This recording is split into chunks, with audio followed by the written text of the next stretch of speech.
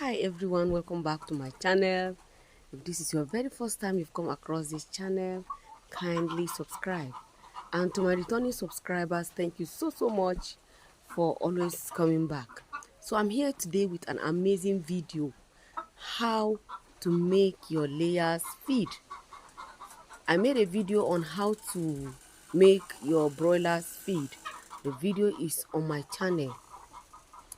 And please, you can equally join my channel membership, and I can assure you that you will not regret joining. So we are going to start with chick mash, and then growers mash, and then layers smash. So please watch to the end so that you'll not be able to miss out anything. Thanks so much, and let's get started. So I'll be dropping the write up on the screen so that you'll be able to maybe write it.